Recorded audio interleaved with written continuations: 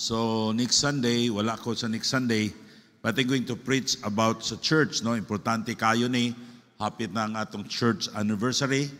No? Sa 1 Timothy chapter 3, verse 15. No? Ang church, we know that the church is the body of Christ. If you love the Lord Jesus Christ, you love the church. Ay imong gihigugma ang church o imong gitabangan ang buluaton sa Ginoo. Ang church dili ni pastor ang tag-iya.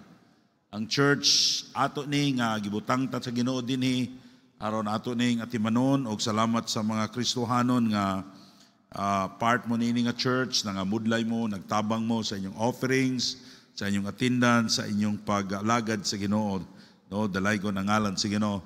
1 Timothy chapter 3 verse 15, no, salamat sa Ginoo sa inyong kinabuhi na nahimo mong timbayayong o katabang diri sa ato nga church. Okay, 1 Timothy chapter 3 verse 15 akong basahon.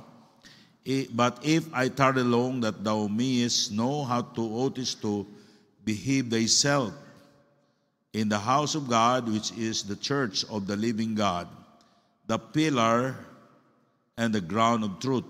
So, importante kayo that we know to behave ourselves. Unsa ang atong buhaton o diri sa church, kay kini nga church is the pillar and ground of truth. Let's pray. Our Heavenly Father, we thank you so much, O God, sa hihimo nimong kadaugan sa serbisyo ganinang buntag. Salamat sa mga kalaglaw nga na-save. Salamat, Lord, sa mga Kristohanon nga naakaron. Kung nag-pray, Lord, ikaw bless sa matag usa kanamo. Bless me, O God, as I deliver this message. Lord, I know, you know, God, nga wa ko'y mahimo kung wala ka. Lord, ikaw abri sa mga kasing-kasing o gunahuna sa mga Kristohanon nga naakaron. Na mahimo ning blessing kanila. In Jesus' name I pray. Amen. Daghang salamat, malingkod mo. The message this afternoon, how to kill a local church. Now, as a Christian, no, ang atong tumo nga makatabang sa church. But if we are not, careful sa atong mga gihimo, ang church mahimo siya nga mamatay siya. The church is the pillar and ground of truth. When our church ma-destroy ni siya, murag madalahig sad ang pulong sa Ginoo. The people they don't believe, sa pulong sa Ginoo kay usahay ang gitanaw ang mga problema sa church.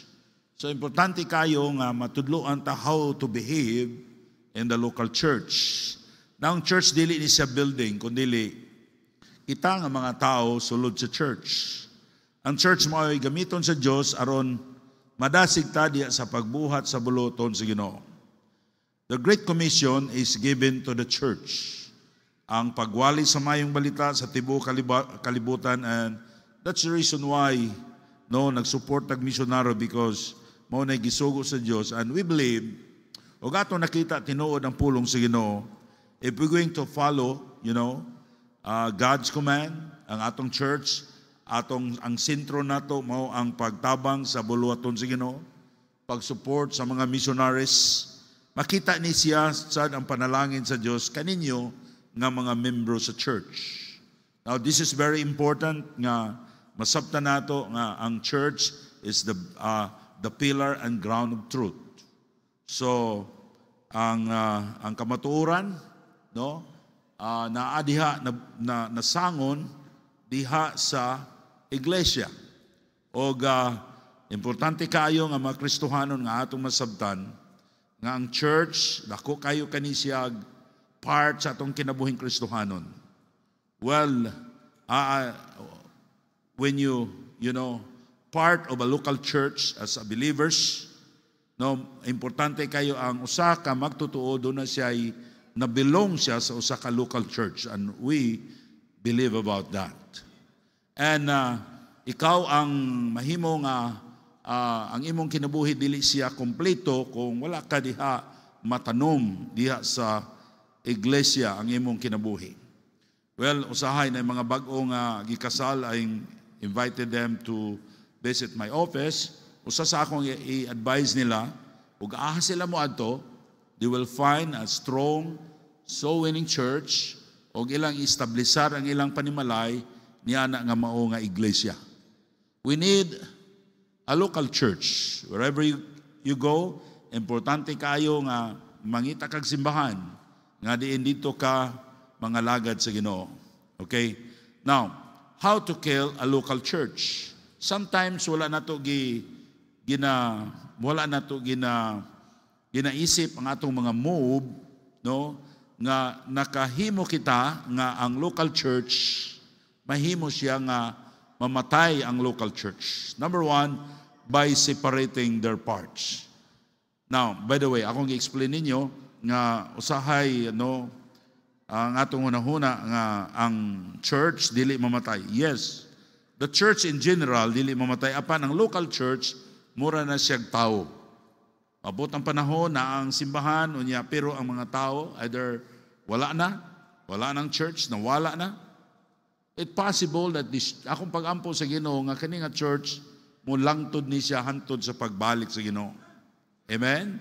That I cannot be sure. Kung mamatay na mo, ato ng mga apo, we don't know sa ilang kinabuhi. No, kung ilabang naa sila kay ang yawa na ningkamot pag-ayo, nga muguba ang local church. So, importante kayo.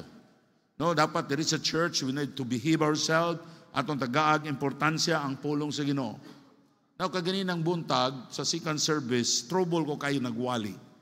Kay saba kay diri nga lugar, no? Na mo agikik nga bata, na maigsoon ko sa Ginoo, we need to behave ourselves in the house of God. Amen? Nga naman, ang Diyos, dili na to madula-dulaan ang Ginoo. God, He will chastise us. Kung dili ta nato tarungon ang atong kinabuhing Kristohanon. So be sure when you are in the house of God, no, nagampo ka nga i-bless ka sa Ginoo, nga mapanalanginan ka sa wali, and then you give the respect sa mga gibutang sa Ginoo nga authority there is a local church. Number one, unsa man ang makamatay sa church? By separating their parts. Number one, by separating their parts. Oh, nana po yung singgit to. So, hinoon, di na ito makalikayan ng mga bata, pero ato lang i-control. Amen? Kaya bati sa gayo ng atong church meeting sa baa, oy, no, na mo singgit, na mo agik, kamong mga ginikanan, ayaw ninyo dula-dulain ng inyong, ayaw ninyo dula-dulaan ng inyong anak during sa service. Amen? Kaya kung makita nga ginikanan, ilang gayo nilang anak niya, kamulo og wali, makadisturbo na. Siyempre, mo katawa manginang bata. No, amen? Natunta nga di mo masilo na ako, but I'm only preaching the Word of God. We need to know how to behave ourselves in the house of God. Kaya kung dili ta magbantay, mamatay ang church. Ang local church, posible siyang mamatay. For example, the Church of Jerusalem, di na nato makita karon. Daghang mga churches sa Europe nga sa una dagko kay nga simbahan karon restaurant na. Ngano man, wala na tao magsimba. That's the reason why kita nga mga as our church we need to send out more missionaries. Kaya naman ang church di nato na malikayan. Sometimes ang church kita nga tao ba muratag tao mabot ang panahon nga mawala na ko aning kalibutana. Ang church sa dingon niya na, posible wala na yung simba o napay building, naanapay mga tao, pero ang nagsimba, dili na luwas. Muna, importante kayo nga ato ng bantayan, ang labi na sa atong awit, kay magsugod diha. O nga atong awit, dili na makapahimaya sa Ginoo, tao na gihimaya. That's importante kayo na. No? Usahay, ang mga Kristohanon sulod sa church, dili na ta soul winners. Wala na tayo kahangawa sa kalag. Ang atong lang gitanaw, ang kaugalingon nato, that's the sign of the church is dying. As long as we love souls and we need to support missionaries, healthy pa ang church. Pero musugot sa dili. Kung dili na to bantayan ang church, dali ra kayo mamatay ang church. Naun sa mga butanga nga mamatay ang church. Pero ang atong mga anak, atong ma-sent out, balik ko, ay ako nang-explain ninyo, una kung atong mga na-sent out, kung mamatay ni nga church, makorrupted ni nga church, dili ni kalikayano, usahay ang church, sayop na ang doktrina, ang kaluwasan, faith and works na, wala na, dili na ang church. The church become dying. Kung ang church mundang nagnog soul winning, now the church, mahimo na siyang padayon na, padulong na siya dito nga mamatay ang church. Now what are the things nga mahitabo no, nga ang church mahimo siyang mamatay, mawala ang church? Number one, by separating their parts. Now, ato makita diri sa 1 Samuel chapter 20 verse 18. Then Jonathan said to David, tomorrow is the new moon and thou shalt be missed because the set will be empty.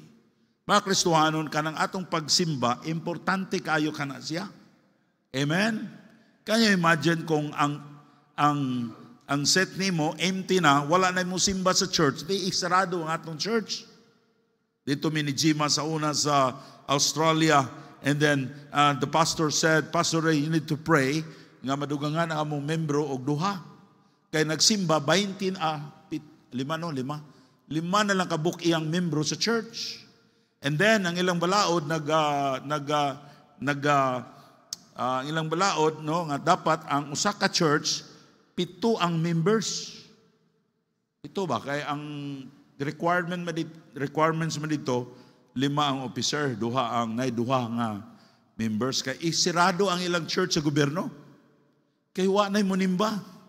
Now, ang mahitabo mga igsoon ko sa Ginoo, kanang atong pagsimba, dako kayo ng pagsuporta sa church. Amen? Okay?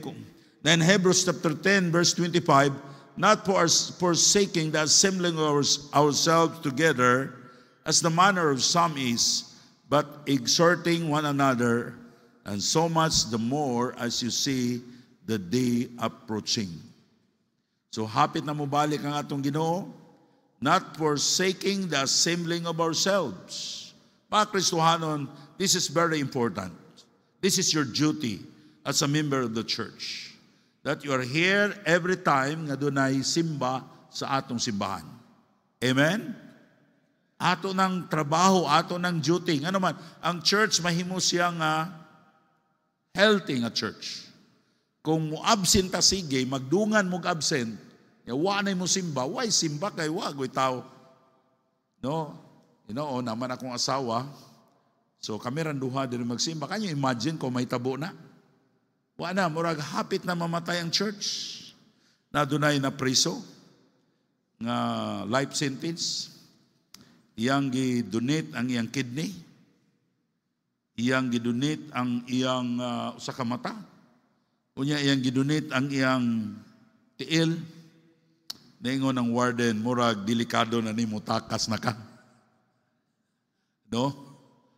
Na maigsoon ko sa Ginoo, hinauton ta nga inyong gihimo ni siya nga unsa kaimportante ang church sa atong Kristohanong kinabuhi.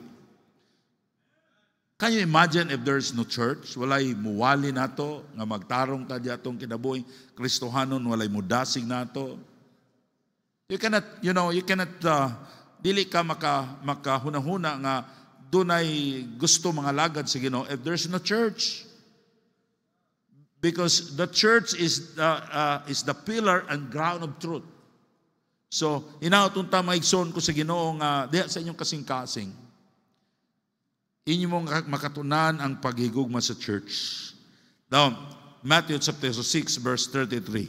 But seek ye first the kingdom of God and His righteousness, and all these things shall be added unto you.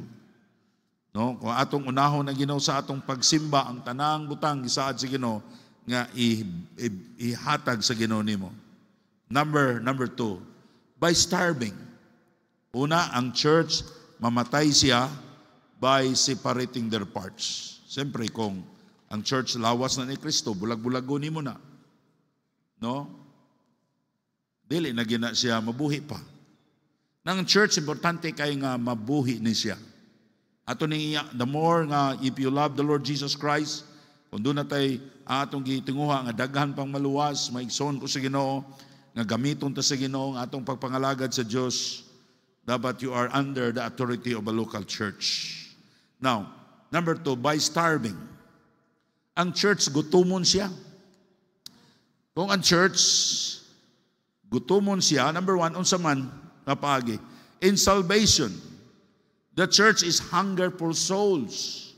Kung walay maluwas sa atong church, posible nga mamatay ang church. In 2 Peter chapter 3 verse 9, the Lord is not slack concerning His promise, as some men count slackness, but is long-suffering to usward, not willing that any should perish, but that all should come to repentance. Okay? Ang Ginoo gusto siya nga ang tanang tao maluwas. Ang church, mamatay siya kung walay maluwas sa church. Kaya imagine, for example, usa ka tuig, wa tayo mawitnessan. No? Walay mabautismuhan. Kunya, ang Kristohanon, di ginakalikayan, nagay mo backslide. Ay mo balhin og puyo. Antod, mahurot ang mga membro sa church.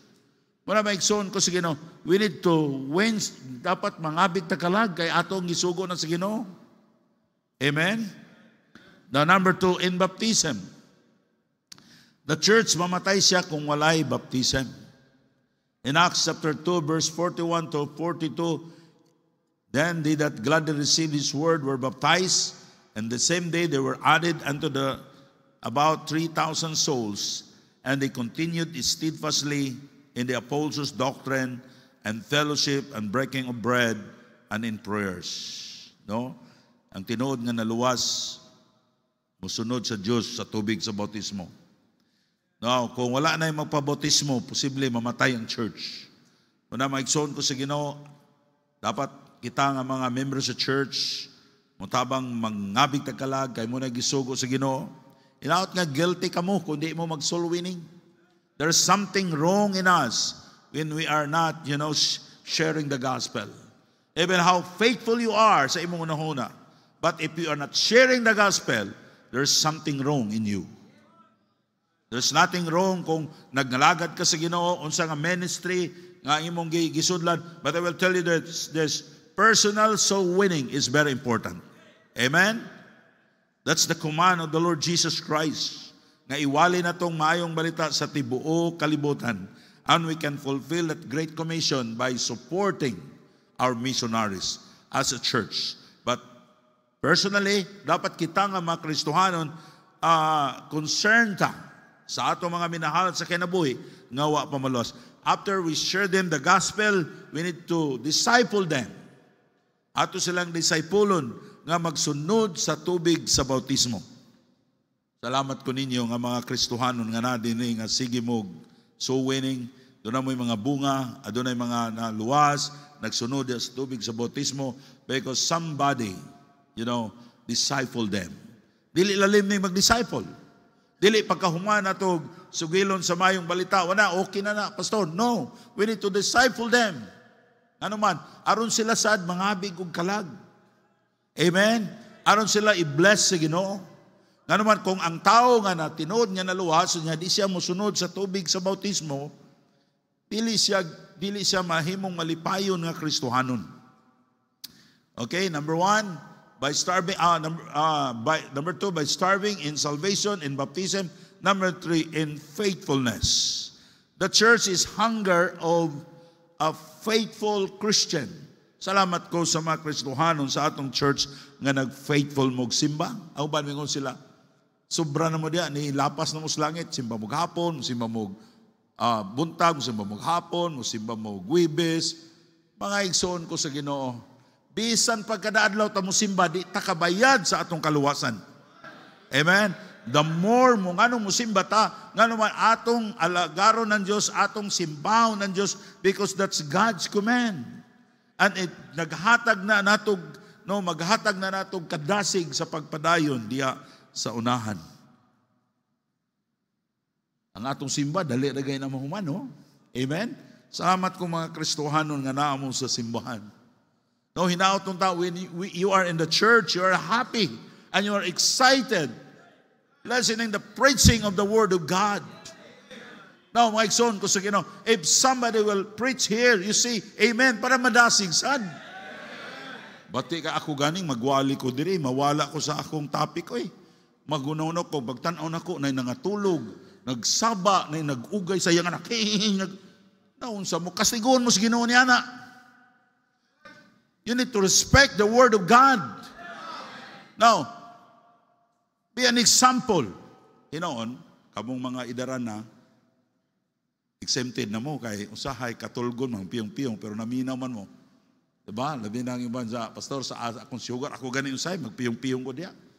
Pero tuyoon lang gininyo mga kamo diya nga may nalang akong giingon no, may nalang magtulog kay nang masaba. Kay kanang matulog usahay naminaw man na. Pero kanang magsaba mga igsoon ko sa Ginoo. Importante kayo ang mga faithful members sa church. Like Shadrach, Meshach, and Abednego. Dili sila gusto nga mahugawan sila. Dili sa atong church, doon ay ako ilahan dili nga mga Kristohanon, grabe ang ilang faithfulness. Like Joseph, clean young man. The church is going to die kung walay faithful nga mga members sa atong church. Kaya mo na kung tanan backslider, patay ang atong church. Salamat ko ninyong mga faithful members sa church. Salamat ko sa mga faithful church members na iting atong church. Salamat ko sa mga Kristohanon nga nag-follow up aron doon na tayo magpabotismo nga mga Kristohanon. Salamat ko sa mga Kristohanon nga nag-soul winning. The number 4, in offering. Ang church mamatay kung walay offering. Tiaw mo na o walay offering. O sa may itong ibayad sa kurente. Ha? Panalitan, wala na kayo offering, zero. Ay, patay ang church ay. Wala na. Imagine ninyo kung magsimba ta nga wa tay kurente, ngit-ngit kaayo, init pagyud kay aircon. Salamat na mga Kristohanon nga they are faithfully giving their offerings. Atong tanawon, in Malachi chapter 3 verse 10, the church needs money. Og ang Ginoo nag-outline siya unsaon nato paghatag sa atong tithe sa offering. Pinagi sa 10th part of our income, that's our tithes. And also sa atong faith promise offering that we are giving above our tithes. In Malachi chapter 3 verse 10. Inaw to nakakita mo sa panalangin sa Ginoo by your turning God's money, the tithe. The tithe, it belongs to God.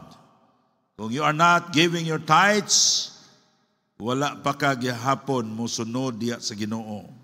Ang Ginoo nag-challenge nimo, ingon siya, sulayi ko. Sulayi ko ninyo. Try me. Kaya mo makita ang kaibulungang buhat sa Ginoo. Malachi chapter 3 verse 10. Bring ye all the tithes into the storehouse, that there be meat in mine house. And prove me now, herewith saith the Lord of hosts, if I will not open you the windows of heaven and pour you out a blessing, that there shall roam enough to receive it. Now our tithes, ato ning butang sa usa ka panudlanan, gideposit nato ni sa bangko, natay record diini. I myself, I giving also my tithes, my offerings, no? Muni atong gihatag og mga allowances sa atong mga staff sa church. Og salamat sa Ginoo ang atong church, no, dili ta wala ko nagwali niini kay kinahanglan ta og kwarta, no? By the grace of God, to God be the glory, ang atong church gibless na sa Ginoo og kwarta. Amen. Tungod kay nag-uli mo sa inyong ikanapulo. O ang akong pag-ampo sa Ginoo nga God will bless you more and more. Now, the church will die. The church will starving. Kung walay kalag maluwas, walay baptism, walay mga faithful members, o walay offering. So offering also is very important. And number 3, by striving. Usa sa kahinungdan nga ang church mamatay siya kung mag-away sulod sa church. Amen? Mga igsoon ko sa Ginoo, di ta parehag nawong. Lain-lain tag kinaiya.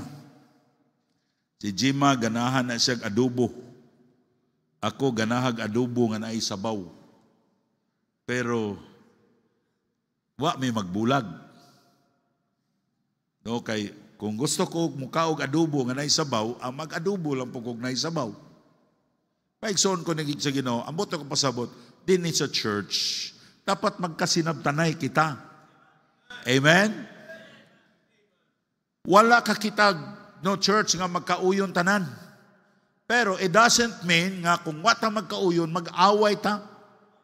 We need to respect each other. Amen? Now, atong tanawon in Luke chapter 22, verse 24 to 26.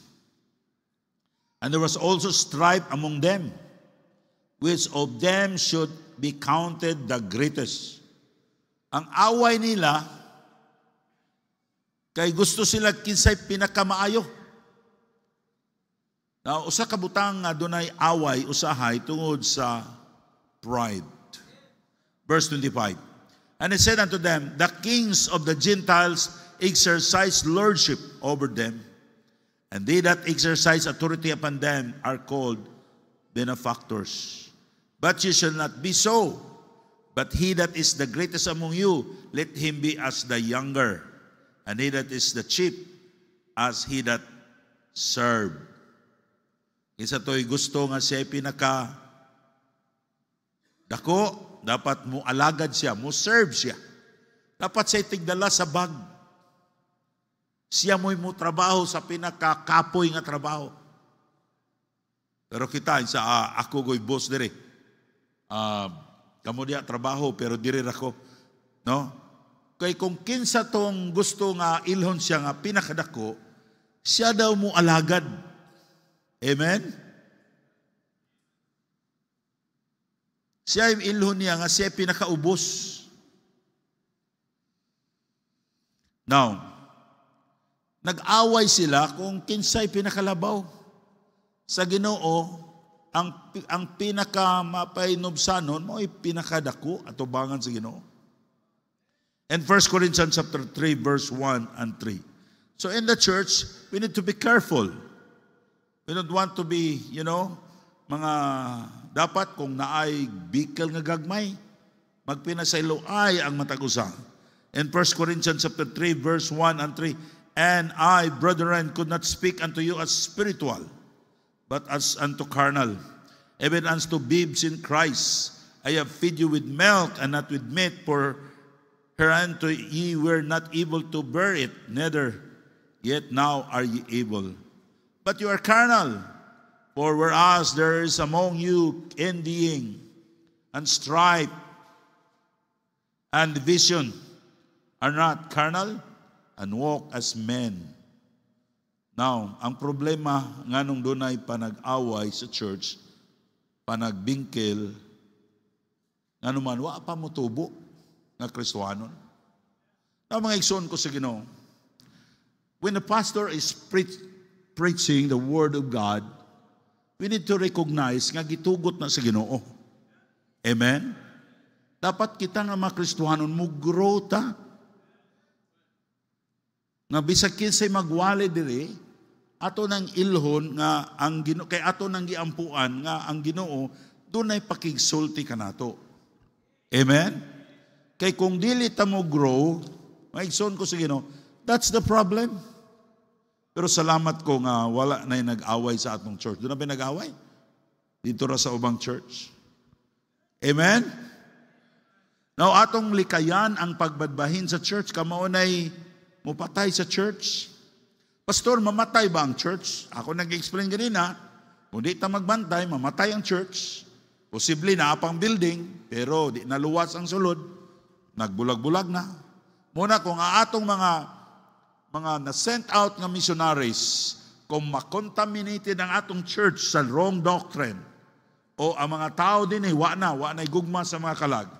Pero kato atong mga anak, ato mga apo nga na-send out na to, magpadayon siya nga magwali sa maayong balita. Amen? Murag mo di mamumuto. Usahay, atong madunggan nga, ang church, dili ni mawala. No. That's wrong. The church in general, dili mawala. Kay saad na sa Ginoo. Pero ang local church, mura nagtao. Matigulang na, ang musunod nga pastor unya, wala na unya kabuot, wala na gugma sa mga kalag, ang mga membro di na magsuluwining, di na mag-support sa misyon, o na maginahinay kamatay ang church. Dayon mag-away na, doon ako church na simbahan sa Davao. Nanghita kong baptist niya, bukid man to, niadto ko dito. Gwapo ang building, ang ilang yuta, 16 hectares. Di na ka, 16 ka hektarya ilang yuta. Nasa sentro sa lungsod. Akong gitanaw, gilista man nila ilang offering. Ang ilang tithes, murag 5 pesos sarto. 5.75. Grabe na sad. Unya akong ipangutana, wala sila'y pastor. Puli-puri na sila gwali. Pero ang nagsimba siguro na maabot og 30. Unya, nagdala kog dako nga Bible, naglingkod ko diya sa tubangan yun. Ingon tong nagwali, pagwali na, ingon siya, natay bisita karon, dako kay ni sa Bible. Ingon siya, kabalo gini mo wali. Ingon siya, wala ko katuon gabi kay nabilar ko. Kay puli-puli man sila men og wali. Ingon siya, kani atong pawalihon, tiyaw mo na wa siya kailagay nako. Pero gadala mo kog Bible nga dako, iya kong ipawali. Na maigsoon ko sa Ginoo, time will come kung dili ta magbantay, mahitabo ingonana nga atong church. Amen? Wa na'y gusto magpastor kay mahadlok kay tanang membro isog. Dapat na mga membro sa church, we need to behave ourselves. Ang atong gugma dapat tuwa sa mga kalag nga naluwas. We need to respect the man of God. Nga naman, kay gikinahanglan na ang atong church na to, magpadayon siya. Hantod pagbalik sa Ginoo. This is my prayer. Ang atong church, mo hantod siya, hantod mo balik ang Ginoo. Ang atong church, buhi pa. Madasigon pa. Katapusan, last, by stubbornness, ang church mamatay siya. O gahig ulo ang mga membro sa church. Ang stubbornness mo patay sa church. In Psalm 78 verse 8, and might not be as their fathers, stubborn, rebellious generation, a generation that set that their heart aright and whose spirit was not steadfast with God. Ang stubbornness nga tao, ang iyang spirito layo sa Diyos. Ang stubborn nga tao dili motuo sa authority nga gibutang sa Diyos. Dili motuo sa iyang ginikanan. Dili motuo sa pastor. Church members, I beg you to support me. I need your support. Because kung ang church, wala na mo dumala sa church, lisod ang church. Usahay na mga businessman, musulti sila nako about the problem of the church, the problem with the pastor. Nga ako rin advice nila, Brad, you cannot find a perfect pastor. Unya, kung mo resign mong pastor, magpastor kay sa adili po pastor, ko na mo na lang. Ato na lang silang suportahan, atong i-pray. Sa ilang mga witnesses, ato silang tabangan. Ato silang dasigon. Amen? Nay panahon, uy, nga gusto na ko mo resign pagka-pastor. My wife, she knows about that. Usay, dili ilalim ko magwali ka, niya na'y manaway. Di ba? Kunya ka manaway, rabapod, di rabapod ka ba lumuwali? Salamat na lang tangan na'y nagwali. Amen? If na'y magwali diri nga member sa church, salamat ko, ni Brother Eddie, Brother Ondo, uban mga men sa church, pasalamat ka mo nga na'y magwali. Kay dili lalim ka na ilang gihimo. Di lalim ang pagwali, it's only 1 hour. Pero ang pagtuon na usay 2 ka adlaw. Kana magayong uban, nakuyawan na, kaya akong pawalihon. Sa pastor, ayaw sa lang pastor. O bagay, papabasahog Bible na, pastor, wala ko'y appeal, pastor, kay dili pa lang ko makasulti sa tunga. We need to pray sa atong pastor, sa mga tao nga nagigamit sa Ginoo dinhi. Don't criticize them. Dasiga sila. They need encouragement. Ang inyo bang unahuna, no? Nga, ini sila diri, unsa nagiwali, giganahan na sila, nag-ilala na sila sa Ginoo. Kay kung pwede pa lang, lahi na yung pastor diri. Apan maigsoon ko sa Ginoo, because of God's calling, we need to stay. We need to endure because gikinahanglan siya. So by stubbornness, mamatay ang church kung ang mga membro stubborn, di magpabadlong. Pasalamat mo sa Ginoo kung dunay mga lagad sa Dios, kung dunay magwali sa pulong sa Dios. No, nagpasalamat ko sa Ginoo sa inyong mga members sa church nga nag-support nako. Inautunta nga magpadayon mo nga makapadasig. Doon ay mga tao nga when I remember their names, madasig ko mo padayon sa unahan. Pero doon na sa mga tao nga, i-mention lang nangalan, murag kasurindiron ako, murag mo resign ako. Pero doon ay mga tao nga ako makita, well, I will continue serving the Lord. Dililalim mo ay, mga igsoon ko sa Ginoo, laga manaway ni mo? Di ginalalim. Bisan ni mo. Doon na tayo membro sa una din nga, bisag ang tanan yun. Isulat, iniguman ni mo gwali. Ang iyang papel na puno na, o gusay mo mga sayop. Tiya mo ka na, kung ingon anak ka, mahadlok ng atong mga men sa church magwali. So iampo lang nga gamiton sila sa Ginoo. So doon ay mga membro, nga mga stubborn, dili mong patuo sa pastor, time will come that God will chastise you. Because ang church is the body of Christ. Now, ang Ginoo, aduna siya ay panahon, aduna siya gitudlo ka nato. So dapat mga igsoon ko sa Ginoo, na dili ta mahimong stubborn, kundi aduna tay gugma sa pag-support sa mga gibutang sa Ginoo. No, nga mga tao nga mahimong galamiton diri sa buloton sa Ginoo. Church members, I beg you to support me. I need your support. For example, dili mo ganahan sa akong desisyon, you need to pray. And you need to talk to me. But whatever my decision is, you respect it. Amen? Kay maunay gusto sa Ginoo, dunay order sa church. Na kung dili ta magbantay ang atong church by the grace of God, dunay mga tao nga nahimong blessing ang atong church. Nakakita sila sa panalangin sa church, sa atong church. Nakita siya how ang atong church ni grow, ang atong faith promise offering. We grow in numbers by the grace of God. To God be the glory. Dili ni akong trabaho, kundi trabaho na sa Ginoo. If there is a blessing sa church, do not claim na ikaw mo gigamit sa Ginoo. It's only by the grace of God. If there is, ang Ginoo nagapanalangin na nato in a specific ministry, atong pasalamatan ng Diyos. If somebody will say something, dili nimo imong ang wali nga wa nimo murag nasakitan ka, pasalamati ang Diyos. Don't be stubborn.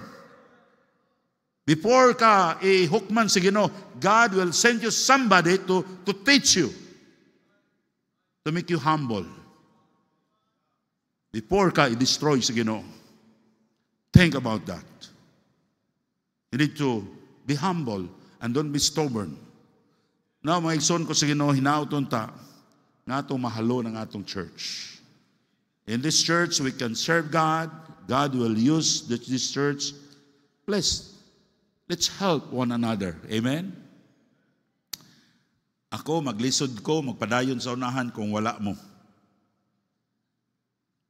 Kamusad, kung walay pastor, lisod sad. No, ng atong church, by the grace of God, no, salamat ko sa mga faithful nga members sa atong church. Now, hinauton ta nga inyong nasabtan unsa ka importante ang church. Na by the grace of God, di saglisod ang panahon unsa diya mga kuan padayon ta sa atong pagsimba. Amen. Kay salamat ta sa Ginoo nga atong church hapit na maabot og 16 ka tuig. Grabe no, mura gahapon lang nagsugod ta. Dumduman pa nako sa una nag-start ta sa church dito sa balay nato dito kaning ato nang gi-abandon nga balay. Mga 50 ka tawo ang atong attendance na niabot og 150 diri na ta no, do na tay simbahan nga 320 ang atong attendance. So and then nakaanhi din sila ni mga bata ni Bibi sa una diri pa nga atong church na wala silang magtuo nga aircon na ang atong church. Ato bang nagipasalamatan sa Ginoo? Amen? Dapat ato nang hinumduman ang kaayo sa Ginoo sa atong kinabuhi. So daghang salamat. Let's pray. Our Heavenly Father, we thank you, Lord, nga ikaw Ginoo maayo kay sa among kinabuhi. Salamat, Lord, sa mga imong gihimo sa among kinabuhi Ginoo nga nay church dinhi. Salamat, Lord, sa mga Kristohanon. Because of them, God, the church nagpadayon. Salamat, Lord, to every faithful members na church dinhi sa Pikarangan. Salamat, Ginoo, sa mga church members nga naghatag sa ilang offering. Salamat, Ginoo, sa mga members sa church, O God, nga nag-faithful sa ilang pagsimba. Lord, ako nag-pray, ikaw magapadayon sa pag-bless ka namo. Lord, this is my prayers. Ikaw, Ginoo, magpatubo nini nga church. Nga daghan pang mga missionaries nga among mas-sent out. Daghan pa, Ginoo, nga mga missionaries nga among masuportahan. Lord, bless every members of this church, O God. Lord, ang mga negosyante nini nga church, Lord, imo silang i-bless ug dugang. Ang nagtrabaho, Ginoo, imong panalanginan ang ilang trabaho. Lord, ang tanan, Ginoo, i-bless sila, tabangi sila, Ginoo. Lord, I know the devil is working hard against us, O God. Lord, ako nagpray nga ang mga Kristohanon, Ginoo, mahimo sila, Lord, nga gitagaan nila dako kayo nga kabugaton ang usa ka iglesia. Lord, we need a church, O God, nga usa ka iglesia nga adunay kahangawa sa mga kalag nga maluwas. We need, Lord, a church, O God, nga dunay burden sa pag-support sa mga missionaries. Lord, tabangi kami. Lord, every one of us, O God, tagay kami kadasig sa pagpadayon sa unahan, Ginoo. Lord, salamat nga karong July 20, ang among 16th church anniversary. Lord, ako nagpray nga mga Kristohanon, Ginoo, imo silang taga-excitement sa pag-abot sa among church anniversary. Tagay silang kalipay, Ginoo. Lord, ako nagpray nga ang matag usa ka member ini nga church, O God, imo silang i-bless spiritually and materially. Lord, ako nagpray also nga imo akong tabangan, Ginoo. Imo akong dasigon pagpadayon sa unahan as we lead this church, O God, this great church. Tanan akong ipangayo, in Jesus' name I pray. Amen.